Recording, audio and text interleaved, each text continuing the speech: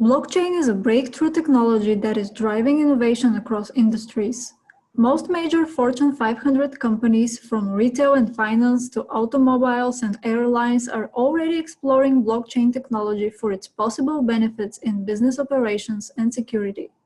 In this talk, we will discuss the current state and use case of enterprise adoption.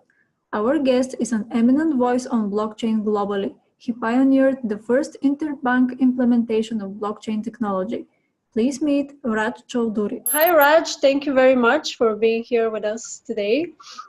Would you like to share a bit about your background, what brought you to the blockchain world, and what did you do before? Sure. So, for the greater part of my career, for 15 years, I spent in the Silicon Valley in California, and entrepreneurship and technology has always been my passion. And earlier, we had run a few successful internet ventures, and also a renewable energy venture, in which we had a bidding platform called SmartBid. We had an e-commerce business called Shop a Block, and we also had a energy business, which is also currently profitably running, which installs solar panels and makes electric vehicle charging stations. So we had been entrepreneurs as a team for a while, and in about 2014, we saw this crypto space sort of emerge with the launch of several wallets such as Coinbase and Kraken and a few of the early players, and we got very interested in cryptos and in crypto trading. When I say we were a couple of founders that were always looking at new opportunities and also running the ones that worked out for us. So that's where we took interest in the crypto market, and that's how we started. In around late 2014, 2015, I came back to India, and in India, I was offered the position with the ICICI Bank, which is one of the largest private sector banks in India. And when I was interviewing with them, they were very keen on blockchain implementations. And I basically proposed them about blockchain, and they seemed to be very interested in that. So as a technology innovation head, I thought that's a great opportunity to lead a bank towards blockchain and do a real implementation in a financial organization of that size. So the next year, following that year, we did the first implementation of remittance and trade finance between ICICI Bank in India and Emirates NBD in Dubai, in the UAE. That was one of the first of its kind globally, and it was the first in India as well as in the UAE. From there, the company Hashcash Consultants started around 2014 timeframe, where the company was in consulting space. As you see from the name, it says Hashcash Consultants. So it was having a few consulting contracts in 2014, 2015, because at that time, financial organizations were really looking at blockchain as a new technology for them. Then gradually, with the success of the ICICI Bank and Emirates NBD's blockchain implementation, we gathered a team. Many of them were inspired to join Hashcash. So many of the key founders of this company is from the ICICI Bank, Emirates NBD teams, as well as the technology player we used to implement blockchain there. So we transformed the company from just a crypto company. We today have the operator payment processing that we white level for various corporations and banks, which is called Bill Bitcoins.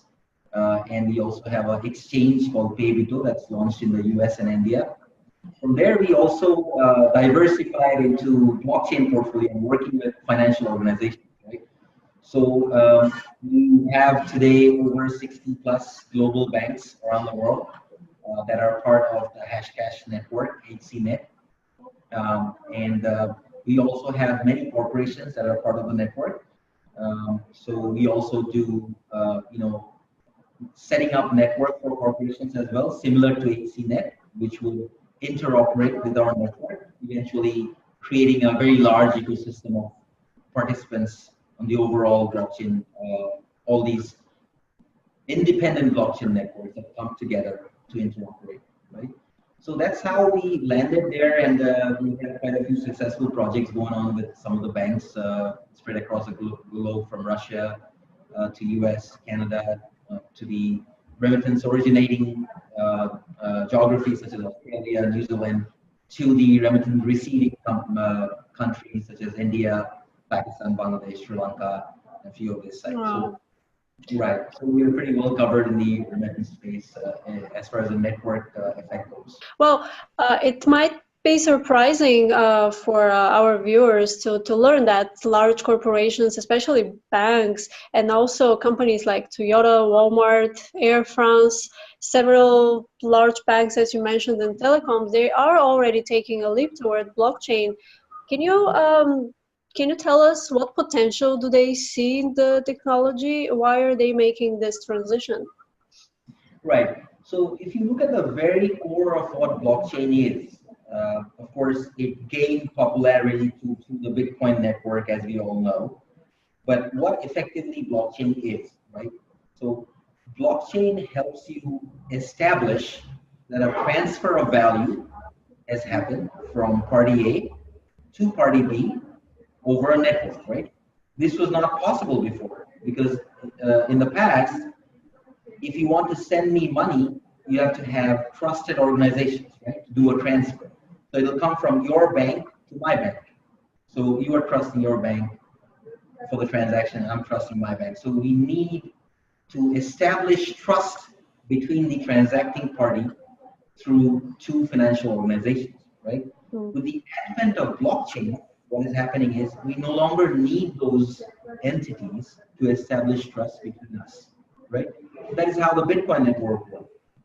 So it's a peer-to-peer transfer mechanism between two participants in the network, and the miners sort of work towards doing the proof of work, holding the proof of work, and establishing the trust. So it's a distributed trust creating system, right?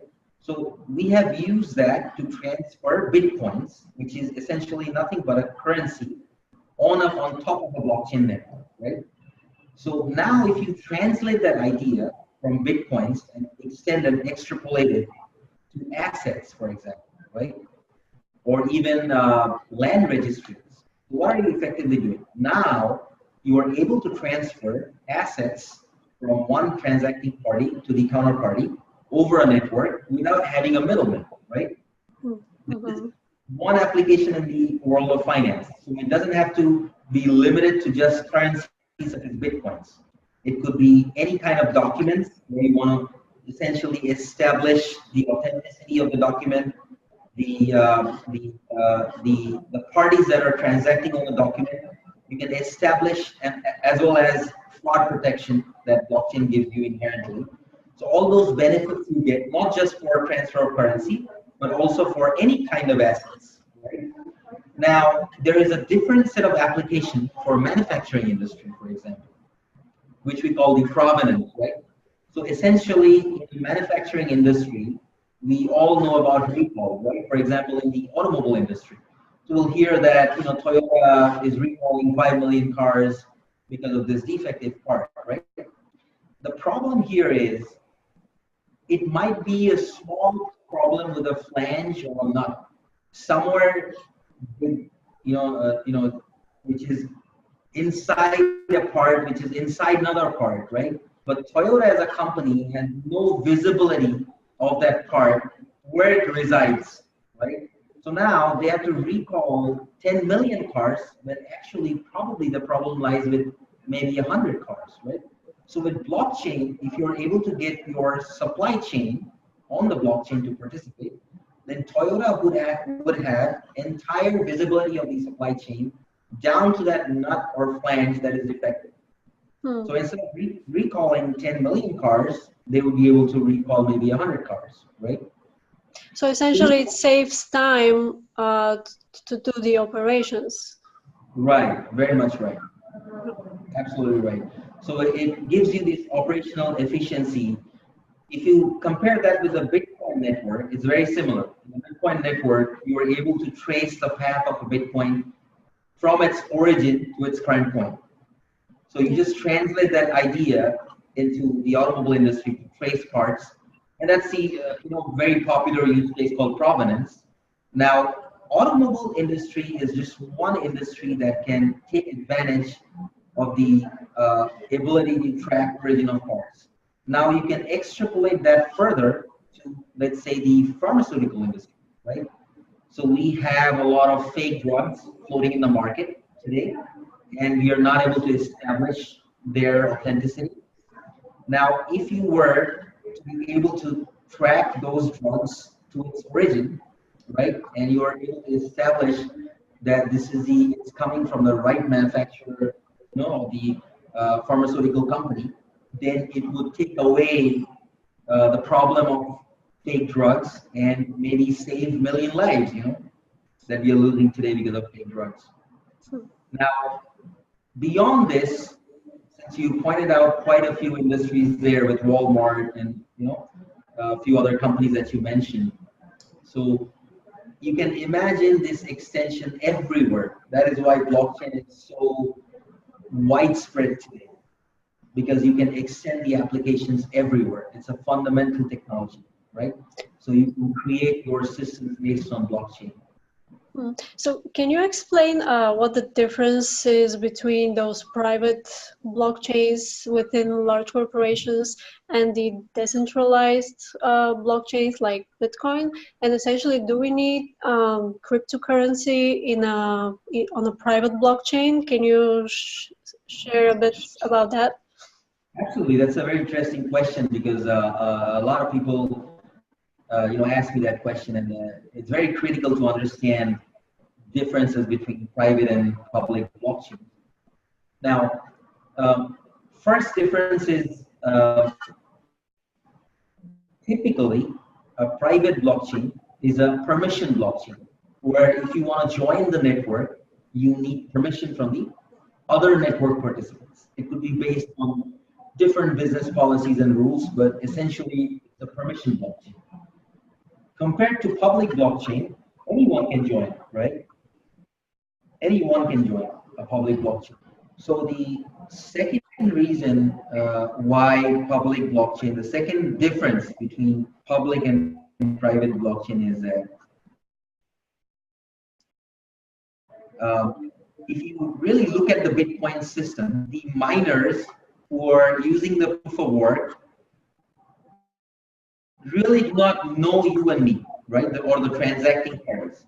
So they have no incentive to mine for the transaction unless they were rewarded with Bitcoins and a transaction fee, right? In a private blockchain, however, the participants may not need to be incentivized because they have a business understanding with each other. So you can move away from the proof of work, which consumes a lot of electricity, as you all as we all know. So private blockchains typically do not need mining to happen, because the transacting party and the validating parties know each other, and they have business rules and policies. In case one of them turns out to be a bad actor, we would immediately know who that is, right? And we can penalize them. Compared to a public blockchain, the miner doesn't. You have to have an ecosystem, right?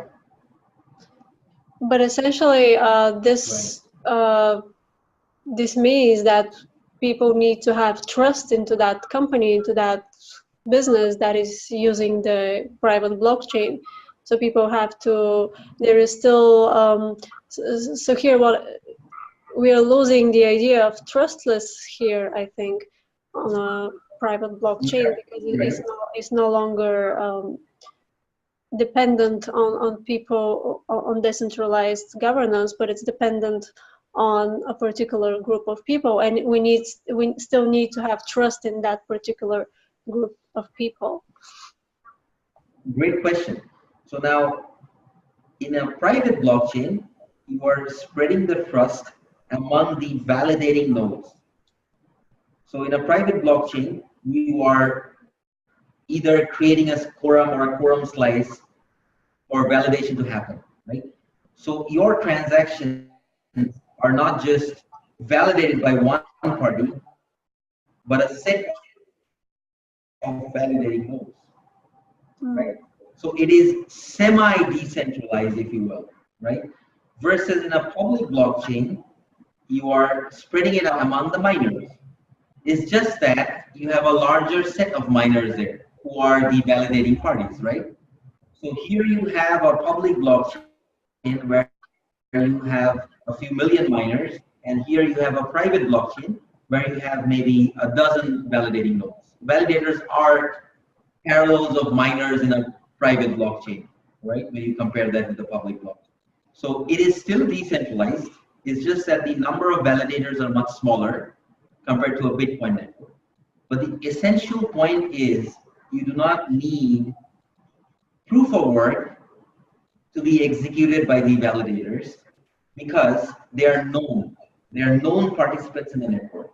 Compared to the Bitcoin network, the miners are may not be known. They could be anywhere in the world, right? So you take a open decentralized system and you create, if you will, a semi-decentralized system. So can you speak about the current state of the blockchain adoption at large corporations? Is it still in pretty much in research and development stage, or will we see more working products this year? There had been a lot of progress last year and this year in the blockchain space in terms of blockchain project implementation. I think currently we are working with at least a dozen financial organizations that are moving to production, and a few of them are already in beta production with HCNet. We also have several corporations that are working with us to set up their own blockchain networks. And there is another set of companies or corporations that are working to tokenize their product and services, right? And this is a very popular market right now where any company with a product or a service to offer in the market would have their own tokens, and they would want those tokens to be traded in the market as well. So what we are doing these, the way we are helping these corporations out is we are setting up their own blockchain network, and we are setting up their own native asset of their blockchain network, and we are extending our HC line of products that they can use for corporate payments, or retail remittances, or various types of business-to-business payments, wage disbursements, and several other applications which are essentially customizations of HC remit and HC corporate payments. In addition to that, we are listing their tokens up in our exchange window, which is in the US and in India. So this is also another set of very popular projects that we are, we have taken to production this year already, and we have a pipeline that which we have ahead of us. So can you give an example of companies doing tokenization? What kind of companies can do that? Is it suitable for any kind of companies, or maybe just a few examples would be good. So not just companies, actually any individual, maybe a consultant with a service to offer, can even tokenize his services. And any company with any product and service can essentially tokenize. It's so really... What's the benefit of this? What was the purpose? What's the benefit? Right. So this is parallel to the ICO world, right? IPO world, which you used to have. So the companies that are helping corporations do this are the new age underwriters of the ICO revolution, right? So we used to have IPOs, right? Now we have ICOs.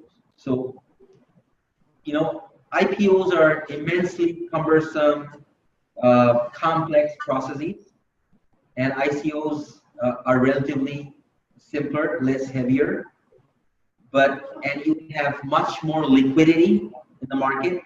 So you could have your token out there in the exchanges, and you can exchange that with Bitcoins or Ethers or any of the other coins that you have, right? Lisk or Economy. So you could have liquidity between cryptos.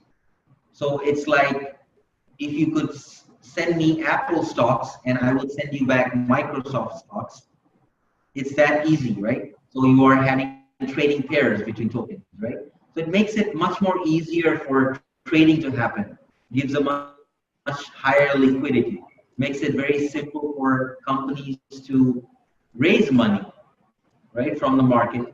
So you can imagine this as a new age underwriting process of IPOs, which are ICOs. Yeah, but essentially with regulation, will that liquidity be affected? The answer is yes and no. Yes, you are right that with regulations, there will be more regulations, first of all. Let's agree on that. And we are not going to have a world of anarchy where there'll be no regulations and everything will be controlled by free market, regulation-free free market. I don't think that's what the world holds in the future. Okay, I think they would be regulated, but then let me take you back to the fundamentals of blockchain and crypto here. Why do we have more liquidity? Because again, you are able to transact without having intermediaries, right? Or less number of intermediaries in the middle between the transacting parties. So you will not completely lose liquidity because the fundamental of crypto is you're able to do a peer-to-peer transfer without having another organization established first, right? So that fundamental would somewhat remain still and will retain the liquidity of cryptocurrency. Okay, well, I guess my question was more about the tokens that are categorized as utility right now. And a lot of companies are going that way to avoid the regulations. But essentially, when everything becomes regulated, all those utility tokens, they wouldn't be, maybe it wouldn't be possible to exchange them for cash. So in that sense, they won't be very liquid. They would be mostly interchangeable, let's say in between themselves, but not really for cash. Is that anything that you see coming? No, I think actually with regulations, it would be easier to interchange them with cash. Because if you look at many of the exchanges today, right, they are not hooked up with a bank account. They are purely trading platform between cryptos.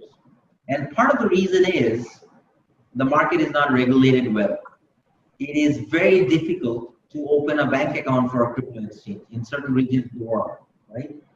It's very difficult for certain cryptocurrency exchanges, payment gateways, payment processors. Like in the e-com transaction, when you go to pay a merchant, you can put your card details there and the payment happens, right? But in the world of cryptos, it's very difficult to get a payment processor and a payment gateway that will let you do that, right? That would integrate with you. So I think with the regulations coming into play, we will see a world where interchanging cryptos with cash would get easier. Okay, interesting. All right. So, well, as we are coming to a close, would you like to share your look on how the industry have changed since you first got involved with it, and when do you think it's headed from now? So I think when we started, it was more of knowledge gathering sessions for these enterprises where they would want to hear from many blockchain companies, learn and understand. And also among the blockchain players, there was less understanding of applications. They were more on the blockchain platform focused players. Now we see the emergence, at least with our company, we are heading towards we have always been a very application oriented company. From the get-go, we not just focused on the blockchain platform, but we focused on retail remittance applications, we focused on corporate payment applications, payment processing applications, market maker applications. So that transformation is happening as we see more and more with many other blockchain companies. So I think the outlook for blockchain, both blockchain as well as cryptocurrency, is, I would say, fairly optimistic.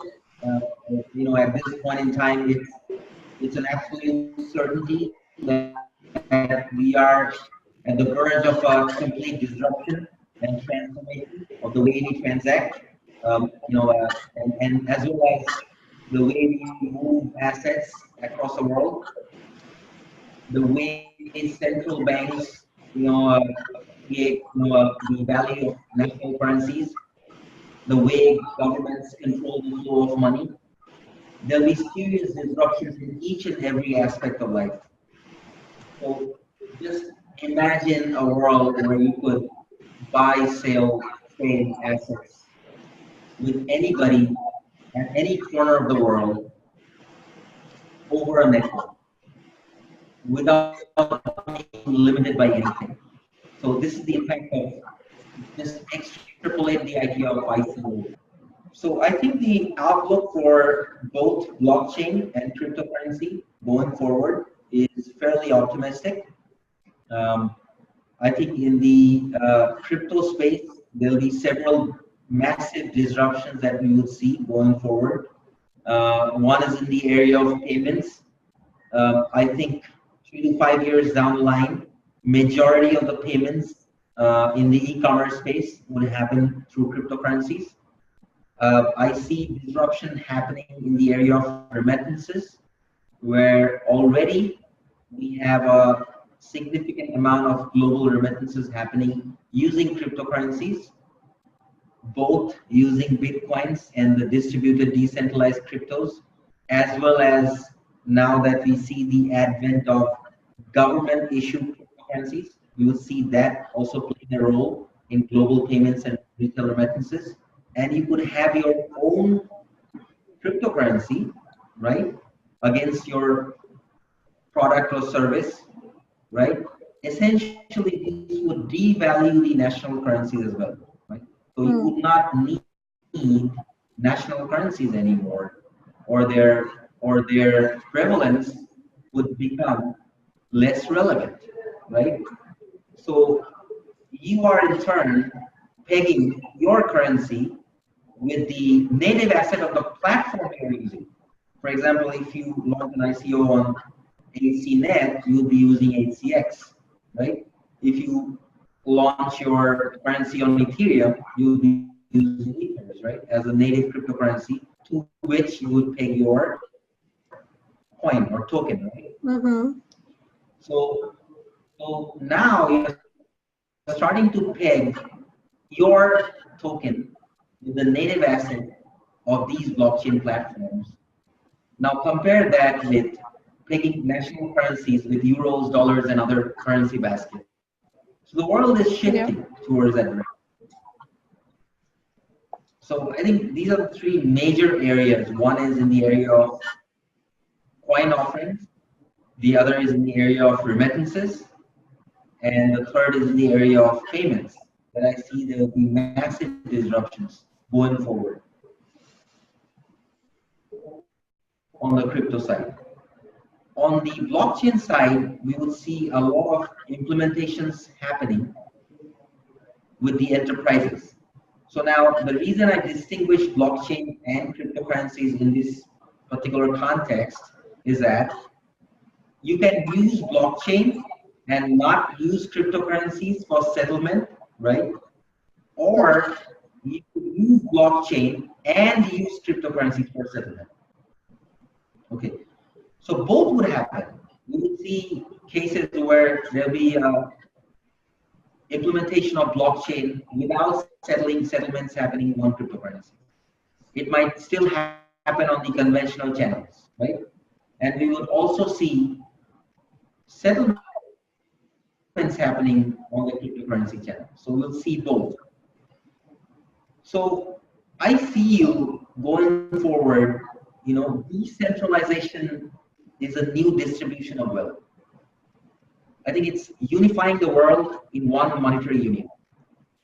In conclusion, I think it's creating a true free market.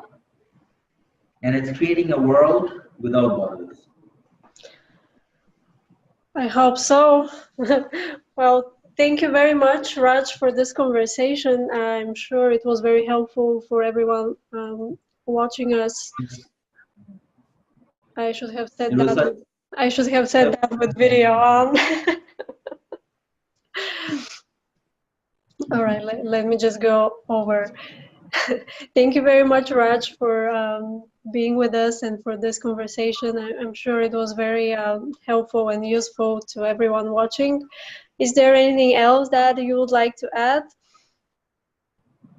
I think it was such a pleasure being here, and hopefully some of the experiences that I shared today would help the enterprises as well as people in this space in taking this the idea of blockchain and cryptocurrency forward, and trade into a brave new world.